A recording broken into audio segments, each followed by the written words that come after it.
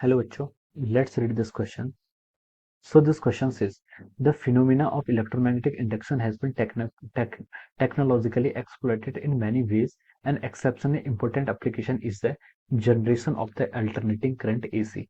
The modern AC generator with a typical output capacity of 100 megawatt is highly evolved machine. The Yugoslav inventor Nikola Tesla is credited with the development of this machine. One method to induce an EMF or current in the loop is through the change in the loop orientation or change in the effective area. As the coil rotates in the magnetic field, the effective area is a cos theta, where theta is the angle between area vector and magnetic field. The method of producing a flux change in the principle of operation of a simple AC generator. Okay, an AC generator convert mechanical energy into the electrical energy. Okay, AC generator consisting of a coil mounted on a rotor shaft. The axis of rotation of the coil is perpendicular to the direction of the magnetic field. The coil called armature is mechanically rotated in the uniform magnetic field by some external means. The rotation of the coil causes the magnetic flux through it to be changed.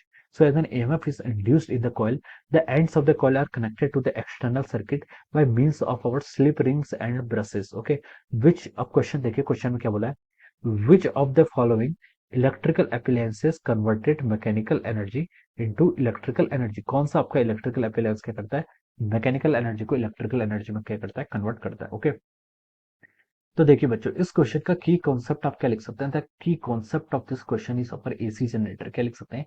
AC generator is the key concept of this question. Okay, AC generator क्या करता है? आपका AC generator एक आपकी ऐसी device है जो आप क्या करती है, आपकी मैकेनिकल एनर्जी को, जो क्या करती है, आपकी मैकेनिकल एनर्जी को कन्वर्ट कर दे। इसको हम लिख लेते हैं क्या, जो आपकी क्या करती है, मैकेनिकल एनर्जी। मैकेनिकल एनर्जी से मेरा कहने का मतलब यह है कि हम क्या करते हैं, जो आपका ये क्या करती है, रोटेट करती है।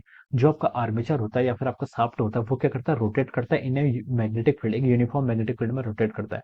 और रोटेट करने से क्या होता है, यहाँ पर जो एंगल होता है, angle between the area vector and magnetic field, वो चेंज करता है। और एंगल चेंज करने की वजह से क्या होता है, आपका मैग्नेटिक फ्लक्स चेंज होता है। मैग्नेटिक फ्लक्स चेंज होने की वजह से ईएमएफ इंड्यूस होती है, और उसके कारण क्या होता है, आपका करंट जनरेट होता है। तो ये क्या करती है, आपकी मैकेनिकल एनर्जी को कन्वर्ट करती है किसमें, आपकी इलेक्ट्रिकल एनर्जी में। Okay, so this is the principle electrical energy. Okay, so this is the principle behind the working of AC generator. Okay, AC generator आपका इस प्रिंसिपल पर क्या करता है, आपका वर्क करता है। ओके, अब क्वेश्चन को देखिए, क्वेश्चन में लिखा है which of the following electrical appliances convert mechanical energy into electrical energy?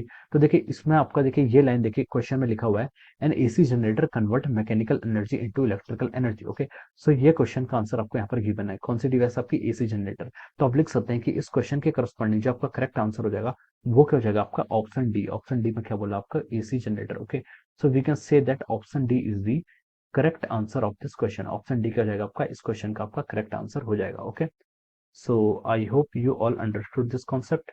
All the best and thank you so much.